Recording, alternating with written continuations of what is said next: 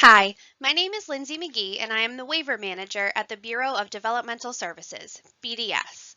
These recorded training sessions are intended to provide information on each service available on the Developmental Disabilities, DD waiver, Acquired Brain Disorder, ABD waiver, and the In-Home Supports, IHS waiver. In this session, we will be discussing Community Participation Services, or CPS. We will describe the service, talk about a scenario, and then provide any additional information that may be important to know about this service. The information in this session is applicable to the Developmental Disability Waiver and the Acquired Brain Disorder Waiver. How do the DD and ABD waivers define community participation services?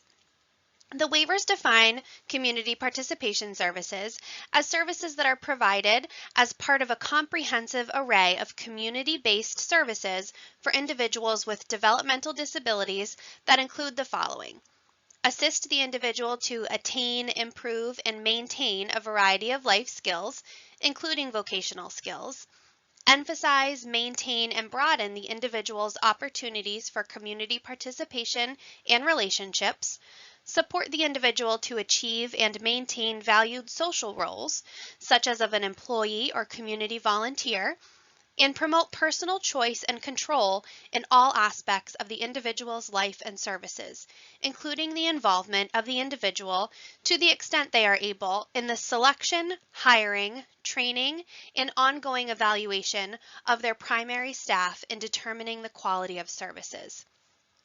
But what does this really mean, and how does this help me achieve my goals?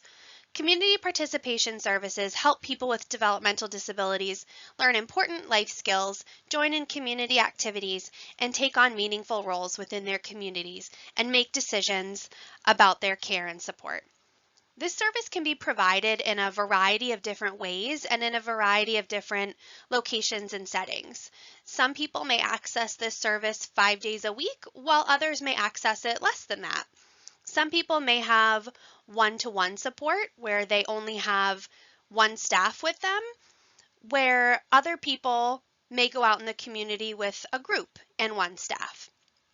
While the goal of this service is to ensure community access and that people are out in the physical community around them, we also understand that community might mean different things to different people.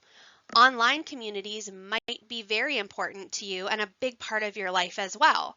This means that this service does not need to take place 100% physically outside of the home and in the physical community. Now we will discuss a fictional scenario of an individual who is accessing community participation services. John is a 25-year-old man with a developmental disability who lives with his parents. He relies heavily on their support for daily activities. John loves gardening and socializing, but has had limited opportunities to engage in these activities. He wants to develop his skill in gardening to increase his social network and contribute to his local community. So how does John access and use this service? John and his family learn about community participation services, or CPS, through a local support group. With the help of a service coordinator, John enrolls in CPS to develop life skills and engage in community activities. A CPS provider meets with John and his family to better understand his interests and needs, creating a goal for his service agreement that includes learning gardening skills, participating in community gardening projects, improving social interactions, and making personal choices about his daily activities. So what is the outcome of this service for John? John attends weekly gardening workshops where he learns and practices gardening skills. He joins a local community gardening club, initially with support from the CPS provider. Over time, John makes friends and contributes to the community garden. After a year, John has developed life skills, increased his community participation, formed meaningful relationships, and gained a greater sense of independence. His family is thrilled to see him thriving and more confident in his abilities. Lastly, we will discuss any potential service limits and requirements that must be included in the individual's service agreement. We will also discuss if this service may be provided remotely or while in acute care. When a service can be offered remotely, it means you don't have to be physically present at a specific location to use it. When services can be accessed in acute care, it means that individuals who are in a hospital or another urgent care type facility can still receive these important services. When waivered services have limits, it means there are specific restrictions or caps on the type, amount, or cost of services that can be provided under a waiver program. For community participation services specifically, there is no service limit for this service. So that means there is no restriction or cap on the type, amount, or cost of this service. This service may also be provided remotely, and it may also be provided in an acute care setting.